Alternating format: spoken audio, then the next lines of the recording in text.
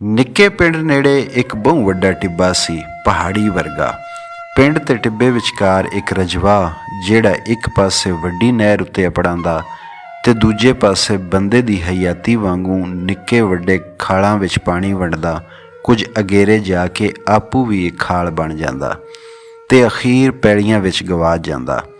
ਆਲ ਦੁਆਲੇ ਪਿੰਡਾਂ ਤੋਂ ਵੱਖ ਕਈ ਨਿੱਕੇ ਵੱਡੇ ਡੇਰੇ, ਖੂਹ, ਜਲਾਰਾਂ, ਹਵੇਲੀਆਂ ਤੇ ਵਾੜੇ, ਤੇ ਭਾਵੇਂ ਕਿਧਰੇ ਕਿਧਰੇ ਸੇਮ ਤੇ ਕਲਰ ਦਾ ਕੋੜ ਲੱਗਾ ਹੋਇਆ ਤੇ ਮੂਲ ਵੀ ਸਨ, ਪਰ ਦੋਵਾਂ ਪਿੰਡਾਂ ਦੀ ਬਹੁਤੀ ਜ਼ਮੀਨ ਜ਼ਰਖੇਜ਼ ਤੇ ਨਹਿਰੀ ਸੀ।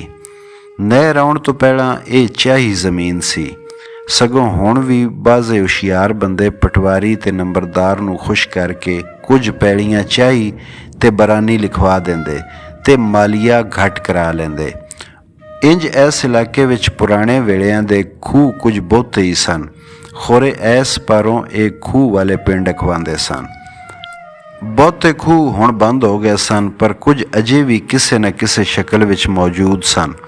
ਉੱਚੀਆਂ ਤੇ ਮਹਿਰਾ ਜ਼ਮੀਨਾਂ ਵਿੱਚ ਹਾਲੀ ਕੋਈ ਖੂਹ ਵਗਦਾ ਸੀ, ਜਾਂ ਫਿਰ ਬਾਜ਼ੇ ਖੂਹਾਂ ਨੂੰ ਅਯਾਲੀਆਂ ਤੇ ਮਾਲ ਡੰਗਰ ਚਰਾਉਣ ਵਾਲਿਆਂ ਜਿਉਂਦਿਆਂ ਰੱਖਿਆ ਹੋਇਆ ਸੀ। ਉਜੜੇ ਹੋਏ ਖੂਹ ਮਿੱਟੀ ਕੂੜੇ ਨਾਲ ਪੂਰੇ ਹੋਏ ਜਾਂ ਅੱਧੇ ਪਚੱਧੇ ਭਰ ਗਏ ਹੋਏ ਸਨ, ਜਾਂ ਫਿਰ ਉਹਨਾਂ ਦਾ ਪਾਣੀ ਧੂੜ ਮਿੱਟੀ ਤੇ ਕੱਖਾਂ ਨਾਲ ਗੰਦਾ ਹੋ ਗਿਆ ਸੀ ਤੇ ਨਜ਼ਰ ਵੀ ਨਹੀਂ ਆਉਂਦਾ ਸੀ। ਖੋਰੇ ਇਸ ਲਈ ਉਹਨਾਂ ਨੂੰ ਅੰਨੇ ਖੂਹ ਜਾਂ ਡੱਲਾਂ ਆਖਦੇ। ਇਹਨਾਂ ਸਾਰੇ ਜਿਉਂਦਿਆਂ ਤੇ ਮੋਇਆਂ, ਅੰਨਿਆਂ ਤੇ ਸੁਜਾਖਿਆਂ ਖੂਹਾਂ ਨਾਲ ਕਈ ਤਰ੍ਹਾਂ ਦੀਆਂ ਕਹਾਣੀਆਂ ਜੁੜੀਆਂ ਹੋਈਆਂ ਸਨ। ਉਹਨਾਂ ਦੇ ਅਜੀਬ ਨਾਂ ਸਨ, ਮਸਲਨ ਡੂੰਗਾ, ਕੌੜਾ, ਪਿੱਪਲ ਵਾਲਾ, ਗਿੱਦੜ ਵਾਲਾ, ਭੂਤਣਿਆਂ ਵਾਲਾ। ਇੱਕ ਹੋਰ ਖੂਹ ਦਾ ਨਾਂ ਐਵਾਂ ਸੀ। ਬਾਜ਼ੇ ਆਖਦੇ ਇਹ ਬਸ ਐਵੇਂ ਜਿਹਾ ਘੱਟ ਪਾਣੀ ਵਾਲਾ ਖੂਹ ਹੋਣਾ ਹੈ, ਪਰ ਮੌਲਵੀ ਅਬਦੁਲ ਕਰੀਮ ਦੀ ਤਹਿਕੀਕ ਆਖਦੀ ਸੀ ਉਹ ਅਸਲ ਵਿੱਚ ਆਇਮਾ ਖੂਹ ਸੀ, ਯਾਨੀ ਇਮਾਮਾਂ ਦਾ ਖੂਹ, ਜਿਹੜਾ ਵਿਗੜ ਕੇ ਐਵਾਂ ਖੂਹ ਬਣ ਗਿਆ। ਮੌਲਵੀ ਅਬਦੁਲ ਕਰੀਮ ਤੇ ਇਹ ਵੀ ਆਖਦੇ ਸਨ ਭਈ ਇਹ ਖੂਹ ਤੇ ਉਹਦੇ 4 ਚੁਫੇਰੇ ਦੀ ਭੋਏ ਕਦੀ ਇਮਾਮਾਂ ਦੀ ਮਲਕੀਅਤ ਹੁੰਦੀ ਸੀ, ਜਿਹੜੇ ਉਹਨਾਂ ਦੇ ਵੱਡ ਵਡੇਰੇ ਸਨ ਤੇ ਚੁਗਤਿਆਂ ਦੇ ਵੇਲੇ ਬਾਹਰੋਂ ਆ ਕੇ ਇੱਥੇ ਆਬਾਦ ਹੋ ਗਏ ਸਨ। ਉਹਨਾਂ ਨਾ ਸਿਰਫ ਪਿੰਡ ਵਸਾਇਆ ਤੇ ਜ਼ਮੀਨਾਂ ਆਬਾਦ ਕੀਤੀਆਂ, ਸਗੋਂ ਲੋਕਾਂ ਨੂੰ ਮੁਸਲਮਾਨ ਕੀਤਾ ਤੇ ਇਸ ਇਲਾਕੇ ਵਿੱਚ ਇਸਲਾਮ ਦਾ ਚਾਨਣ ਖਿਲਾਰਿਆ। ਪਰ ਫਿਰ ਉਹ ਮਲਕਾਂ ਦੀ ਮਲਕੀਅਤ ਬਣ ਗਈ। ਬਾਜ਼ ਖੂਹਾਂ ਦੇ ਨਾਵਾਂ ਤੋਂ ਉਹਨਾਂ ਦੀ ਖੂਬੀ ਜਾਂ ਖਰਾਬੀ ਦਾ ਗਵੇੜ ਹੋ ਜਾਂਦਾ, ਜਿਵੇਂ ਡੂੰਗਾ ਜਾਂ ਕੌੜਾ।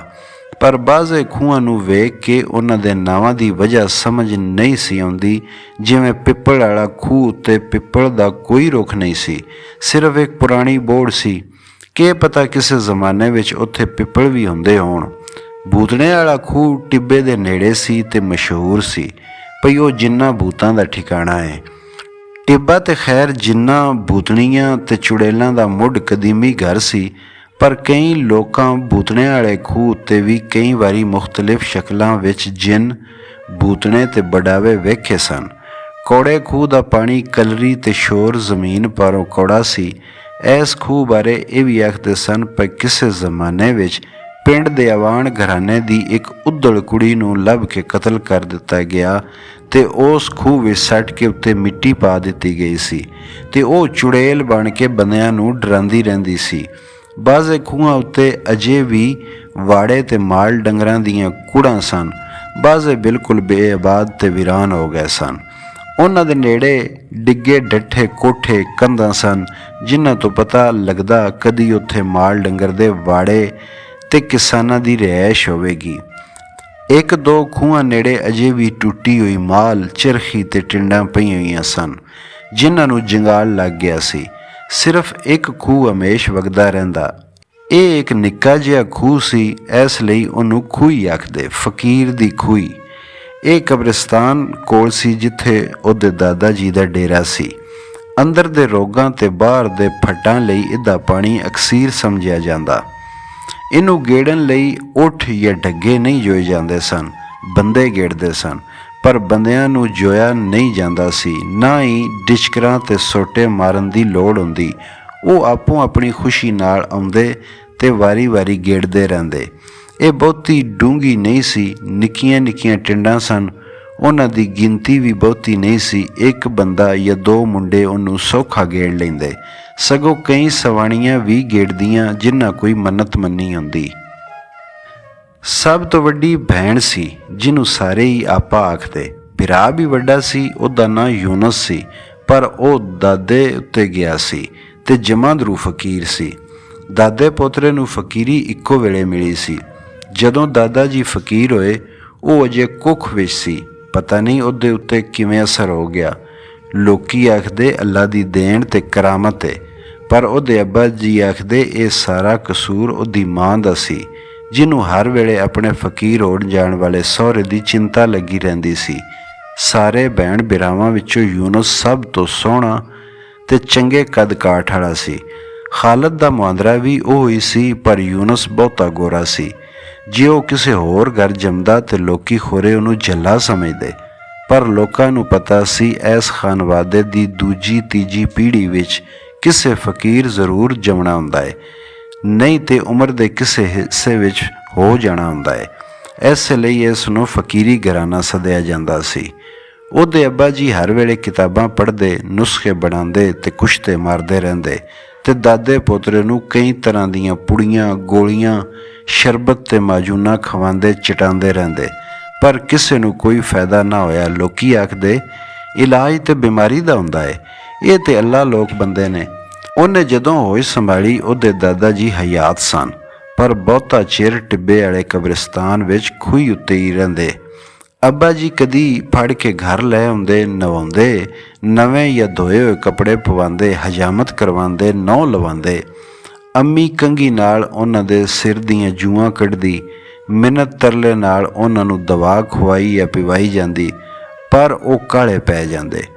ਉੱਠ ਉੱਠ ਨੱਸਦੇ ਤੇ ਖੂਹੀ ਤੇ ਜਾਣ ਲਈ ਬੇਕਰਾਰ ਰਹਿੰਦੇ। ਖੋਰੇ ਉਹਨਾਂ ਨੂੰ ਕੰਧਾਂ ਕੋਠੀਆਂ ਤੋਂ ਕਿਉਂ ਘਬਰਾ ਪੈਂਦਾ ਸੀ। ਖੂਹੀ ਤੇ ਵੀ ਉਹ ਛੱਪਰ ਵਿੱਚ ਨਹੀਂ, ਖੁੱਲ੍ਹੀ ਥਾਂ ਉੱਤੇ ਸੌਂਦੇ ਹੁੰਦੇ। ਕਮੀਜ਼ ਕੁਰਤੇ ਜਾਂ ਬਨੈਣ ਵਿੱਚ ਵੀ ਉਹਨਾਂ ਦਾ ਸਾਹ ਘੁੱਟਦਾ, ਲਾਹ ਕੇ ਸੱਟ ਦਿੰਦੇ। ਸ਼ੁਕਰ ਏ ਲੱਕੋ ਨੰਗੇ ਨਾ ਰਹਿੰਦੇ, 70 ਪੋਸ਼ੀ ਦਾ ਖਿਆਲ ਰੱਖਦੇ। ਇਹ ਅਜੀਬ ਗੱਲ ਸੀ ਪਈ ਉਸ ਖਾਨਦਾਨ ਵਿੱਚ ਕਈ ਪੀੜ੍ਹੀਆਂ ਤੋਂ ਇੱਕੋ ਪੁੱਤਰ ਜੰਮਦਾ ਜਾਂ ਬਚਦਾ। ਧੀਆਂ ਭਾਵੇਂ ਕਿੰਨੀਆਂ ਹੁੰਦੀਆਂ, ਪਰ ਪੁੱਤਰ ਇੱਕੋ ਇੱਕ। ਇਹ ਸਿਲਸਿਲਾ ਐਵੇਂ ਹੀ ਟੁਰਿਆ ਹੁੰਦਾ ਸੀ। ਲੋਕੀ ਉਹਨੂੰ ਵੀ ਉਸ ਖਾਨਦਾਨ ਦੀ ਕਰਾਮਤ ਸਮਝਦੇ। ਉਂਝ ਤੇ ਫਕੀਰੀ ਘਰਾਨੇ ਵਿੱਚ ਅੱਗੇ ਵੀ ਫਕੀਰ ਜੰਮਦੇ ਰਹੇ ਸਨ, ਪਰ ਦਾਦਾ ਜੀ ਵਾਂਗੂ ਅੱਗੇ ਕਦੀ ਕਿਸੇ ਭੋਏ ਨਹੀਂ ਛੱਡੀ ਸੀ। ਖੋਰੇ ਇਸ ਲਈ ਕਿ ਅਗਲਿਆਂ ਵੇਲਿਆਂ ਵਿੱਚ ਬੰਦੇ ਮਲਕ ਖੁਸ਼ੀ ਮੁਹੰਮਦ ਵਾਂਗੂ ਬਹੁਤੇ ਲੋਭੀ ਤੇ ਚਲਾਕ ਨਹੀਂ ਸਨ, ਜਾਂ ਦਿਲਾਂ ਵਿੱਚ ਰੱਬ ਦਾ ਖੌਫ ਹੁੰਦਾ ਸੀ। ਉਹਦੇ ਦਾਦਾ ਜੀ ਬਾਰੇ ਪਿੰਡ ਵਿੱਚ ਕਈ ਕਿੱਸੇ ਤੇ ਰਵਾਇਤਾਂ ਮਸ਼ਹੂਰ ਸਨ। ਲੋਕੀ ਆਖਦੇ ਉਹ ਨਿੱਕਿਆਂ ਹੁੰਦਿਆਂ ਤੋਂ ਹੀ ਅੱਲਾ ਲੋਕ ਤੇ ਪਹੁੰਚੇ ਹੋਏ ਸਨ। ਜਦੋਂ ਅਜੇ ਲਵੀ ਉਮਰ ਦੇ ਸਨ, ਪਿੰਡ ਦੇ ਕਿਸੇ ਮਲਕ ਜ਼ਮੀਨਦਾਰ ਉਹਨਾਂ ਨੂੰ ਆਮ ਮੁੰਡਾ ਸਮਝ ਕੇ ਹੁੱਕੇ ਉੱਤੇ ਅੱਗ ਰੱਖ ਲਿਆਵਣ ਦੀ ਵਿਢੀ ਪਾਈ ਤੇ ਉਹ ਰੁੱਖ ਤੇ ਚੜ੍ਹ ਗਏ ਤੇ ਜੂਣਾ ਮਾਰ ਕੇ ਥੱਲੇ ਅੰਗਿਆਰੀਆਂ ਦਾ ਢੇਰ ਲਾ ਦਿੱਤਾ। ਜ਼ਮੀਨਦਾਰ ਵਿਚਾਰਾ ਹੁੱਕਾ ਛੱਡ ਕੇ ਨੱਸ ਗਿਆ। ਇਸੇ ਤਰ੍ਹਾਂ ਇੱਕ ਵਾਰੀ ਕਿਸੇ ਉਹਨਾਂ ਨੂੰ ਪੱਠਿਆਂ ਦੀ ਭਰੀ ਚੁਕਵਾ ਦਿੱਤੀ ਤੇ ਆਖਿਆ ਸਾਡੇ ਵਾੜੇ ਵਿੱਚ ਛੱਡ ਆ, ਤੇ ਲੋਕਾਂ ਵੇਖਿਆ ਉਹ ਟੁਰੀ ਜਾਂਦੇ ਨੇ ਤੇ ਭਰੀ ਸਿਰ ਤੋਂ ਗਿੱਠ ਉੱਚੀ ਨਾਲ ਨਾਲ ਜਿਵੇਂ ਤਰਦੀ ਜਾਂਦੀ ਏ। ਬਿਮਾਰ ਲੋਕੀ ਉਹਨਾਂ ਦੇ ਫੂਕ ਮਾਰਨ ਤੇ ਸੁਆਹ ਚਟਾਉਣ ਜਾਂ ਹੱਥ ਲਾਉਣ ਨਾਲ ਠੀਕ ਹੋ ਜਾਂਦੇ। ਕਦੀ ਕਦੀ ਉਹ ਬਿਲਕੁਲ ਚੰਗੇ ਭਲੇ ਦਿਸਦੇ, ਸਹੀ ਤਰੀਕੇ ਨਾਲ ਗੱਲਾਂ ਕਰਦੇ, ਪਰ ਜਦੋਂ ਫਕੀਰੀ ਦੌਰਾ ਪੈ ਜਾਂਦਾ ਗਾਲਾਂ ਕੱਢਦੇ, ਮਾਰਨ ਪੈਂਦੇ ਤੇ ਸੈਲਾਂ ਉੱਤੇ ਡੱਗੇ ਜਾਂ ਘੋੜੇ ਵਾਂਗੂ ਸਵਾਰੀ ਕਰਦੇ। ਪਰ ਇਹੋ ਤੇ ਹਾਇਤਾਂ ਮੁਰਾਦਾਂ ਪੂਰੀਆਂ ਹੋਣ ਦਾ ਮੌਕਾ ਹੁੰਦਾ ਸੀ। ਲੋਕੀ ਹੋਰ ਹੁਮਾ ਕੇ ਆਉਂਦੇ ਤੇ ਉਹਨਾਂ ਨੂੰ ਘੇਰੀ ਰੱਖਦੇ। ਜਦੋਂ ਕਦੀ ਉਹਦੇ ਦਾਦਾ ਜੀ ਨੂੰ ਦੌਰਾ ਪਿਆ ਹੁੰਦਾ, ਉਹਦੀ ਅੰਮੀ ਉਹਨੂੰ ਖੂਹੀ ਤੇ ਜਾਣ ਤੋਂ ਮਨਾ ਕਰ ਦਿੰਦੇ, ਪਰ ਉਹਨੂੰ ਤੇ ਸਾਈਂ ਯੂਨਸ ਨੂੰ ਦਾਦਾ ਜੀ ਦਾ ਬੰਦਿਆਂ ਉੱਤੇ ਸਵਾਰੀ ਕਰਨਾ ਬੜਾ ਚੰਗਾ ਲੱਗਦਾ। ਉਹ ਲੁੱਕ ਛੁਪ ਕੇ ਉੱਥੇ ਅੱਪੜ ਜਾਂਦੇ। ਉਹ ਦੋਵਾਂ ਨੂੰ ਪਛਾਣਦੇ ਸਨ, ਮੂੰਹ ਸਿਰ ਚੁੰਮਦੇ, ਘੁੱਟ ਘੁੱਟ ਜੱਫੀਆਂ ਪਾਉਂਦੇ। ਬਾਜ਼ੇ ਵੇਲੇ ਉਹਨੂੰ ਜਾਂ ਯੂਨਸ ਨੂੰ ਤੇ ਕਦੀ ਦੋਵਾਂ ਨੂੰ ਅੱਗੇ ਪਿੱਛੇ ਬਿਠਾ ਲੈਂਦੇ ਤੇ ਸਵਾਰੀ ਨੂੰ ਡਿਚਕਰਾਂ ਮਾਰ ਮਾਰ ਕੇ ਨਸਾਉਂਦੇ। ਕਦੀ ਛੇਤੀ ਲੈ ਜਾਂਦੇ ਤੇ ਕਦੀ ਮੁਰੀਦ ਜਾਂ ਸਾਇਲ ਦੇ ਗਡਾਰਿਆਂ ਉੱਤੇ ਬਹਿ ਕੇ ਸਾਰੀਆਂ ਕਬਰਾਂ ਤੇ ਟਿੱਬੇ ਦਾ ਚੱਕਰ ਲਗਵਾਉਂਦੇ। ਸਵਾਰੀ ਥੱਕ ਜਾਂ ਹਫ ਜਾਂਦੀ ਤੇ ਛਮਕਾਂ ਅੱਡੀਆਂ ਮਾਰਦੇ। ਉਹਨੂੰ ਜਿੰਨੀ ਬਹੁਤੀ ਮਾਰ ਪੈਂਦੀ ਤੇ ਜਿੰਨਾ ਬਹੁਤਾ ਨੱਸਣਾ ਪੈਂਦਾ, ਉਹਦੀ ਮੰਨਤ ਮੁਰਾਦ ਓਨੀ ਹੀ ਜਲਦੀ ਪੂਰੀ ਹੁੰਦੀ। ਉਹਦੇ ਅੱਬਾ ਜੀ ਮਲੰਗਾਂ ਨੂੰ ਤੇ ਲੋਕਾਂ ਨੂੰ ਆਖਦੇ ਰਹਿੰਦੇ ਸਨ ਭਈ ਉਹਨਾਂ ਨੂੰ ਖੂਹੀ ਦੇ ਨੇੜੇ ਨਾ ਜਾਣ ਦਿੱਤਾ ਜਾਏ, ਪਰ ਉਹ ਕਿਸੇ ਦੀ ਕਿੱਥੇ ਸੁਣਦੇ ਸਨ। ਅਖੀਰ ਇੱਕ ਦਿਨ ਉਸੇ ਨਿੱਕੀ ਜਿਹੀ ਖੂਹੀ ਵਿੱਚ ਡਿੱਗ ਕੇ ਫੌਤ ਹੋ ਗਏ। ਉਹਦੇ ਦਾਦਾ ਜੀ ਦੇ ਫੌਤ ਹੋਣ ਪਿੱਛੋਂ ਉਹਨਾਂ ਦੀ ਮਾਨਤਾ ਹੋਰ ਵੱਧ ਗਈ। ਲੋਕੀ ਉਹਨਾਂ ਦੀ ਕਬਰ 'ਤੇ ਚੜਾਵੇ ਚੜਾਉਣ ਲੱਗ ਪਏ। ਦੇਗਾਂ ਪਕਾ ਪਕਾ ਕੇ ਲਿਆਉਂਦੇ ਤੇ ਵੰਡਦੇ। ਮਲੰਗਾਂ ਮੁਜਾਵਰਾਂ ਦੀ ਮੌਜ ਬਣੀ ਰਹਿੰਦੀ। ਉਹ ਸਾਇਲਾਂ ਵਿੱਚ ਖੂਹੀ ਦਾ ਪਾਣੀ ਵੰਡਦੇ ਰਹਿੰਦੇ ਤੇ ਪੈਸੇ ਕਮਾਉਂਦੇ ਰਹਿੰਦੇ। ਉਹਦੇ ਅੱਬਾ ਜੀ ਮੰਨਤ ਮੁਰਾਦ ਦੀ ਕੋਈ ਸ਼ੈ ਜਾਂ ਚੜਾਵਾ ਕਬੂਲ ਕਰਦੇ ਸਨ, ਨਾ ਖੂਹੀ ਤੋਂ ਕੋਈ ਚੀਜ਼ ਘਰ ਲਿਆਂਦੇ ਸਨ। ਉਹ ਚਾਹੁੰਦੇ ਤੇ ਖੂਹੀ ਉਹਨਾਂ ਦੇ ਖਾਨਦਾਨ ਦੀ ਕਮਾਈ ਦਾ ਜ਼ਰੀਆ ਬਣ ਸਕਦੀ ਸੀ, ਸਗੋਂ ਬੜੇ ਖੁਸ਼ਹਾਲ ਹੋ ਜਾਂਦੇ। ਪਰ ਉਹਨਾਂ ਦੀ ਸੋਚ ਕੁਝ ਹੋਰ ਸੀ।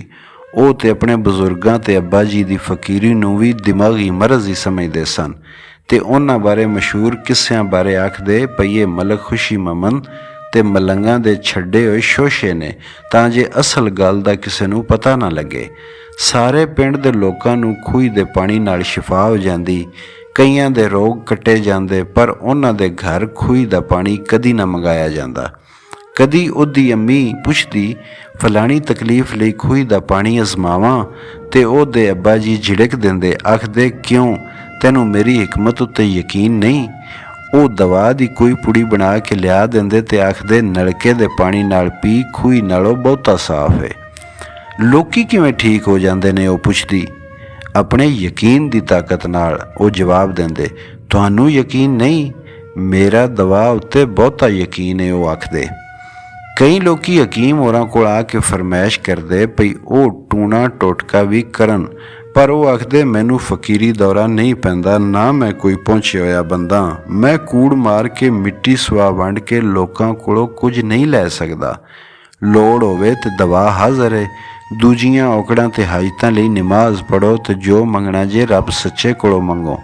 ਪੈੜੋ ਤੇ ਖਾਲਦ ਨੂੰ ਇਹਨਾਂ ਗੱਲਾਂ ਦੀ ਬਹੁਤੀ ਸਮਝ ਨਹੀਂ ਸੀ, ਪਰ ਵੱਡਿਆਂ ਹੋ ਕੇ ਉਹਦੇ ਦਿਲ ਵਿੱਚ ਆਪਣੇ ਅੱਬਾ ਜੀ ਦੀ ਇੱਜ਼ਤ ਹੋਰ ਵੱਧ ਗਈ। ਪਰ ਨਾਲ ਹੀ ਉਹਨਾਂ ਦੀ ਹਾਲਤ ਵੇਖ ਕੇ ਉਹ ਪਰੇਸ਼ਾਨ ਹੁੰਦਾ। ਉਹ ਹਕੀਮ ਸਨ, ਸਾਰੇ ਪਿੰਡ ਦੇ ਲੋਕਾਂ ਦੇ ਦੁੱਖ ਦਰਦ ਦੂਰ ਕਰਦੇ, ਪਰ ਆਪੋਂ ਵਿੱਚੋਂ ਵਿੱਚ ਘੁਲਦੇ ਜਾਂਦੇ, ਸੁੱਕ ਸੁੱਕ ਕੇ ਤੀਲਾ ਹੁੰਦੇ ਜਾਂਦੇ। ਜਦੋਂ ਦਾ ਸਾਈਂ ਯੂਨਸ ਗਵਾਚਾ ਸੀ, ਉਹਨਾਂ ਕਦੀ ਢਿੱਡ ਭਰ ਕੇ ਰੋਟੀ ਨਾ ਖਾਧੀ, ਪਰ ਮੂੰਹੋਂ ਕੋਈ ਗੱਲ ਨਾ ਕਰਦੇ। ਪਰ ਅੰਮੀ ਤੇ ਆਪਾਂ ਦਾ ਜਦੋਂ ਵੇਹ ਲੱਗਦਾ, ਉਹ ਉੱਚੀ ਉੱਚੀ ਵੈਣ ਕਰਨ ਲੱਗ ਪੈਂਦੀਆਂ ਤੇ ਸੁਣਨ ਵਾਲੇ ਵੀ ਰੋਣ ਨਾ ਡੱਕ ਸਕਦੇ। ਉਹਦੇ ਅੱਬਾ ਉੱਠ ਕੇ ਆਪਣੇ ਮਤਲਬ ਵਿੱਚ ਜਾ ਬੰਦੇ ਤੇ ਉਹ ਮੁੰਡਿਆਂ ਨਾਲ ਬਾਹਰ ਨਿਕਲ ਜਾਂਦਾ।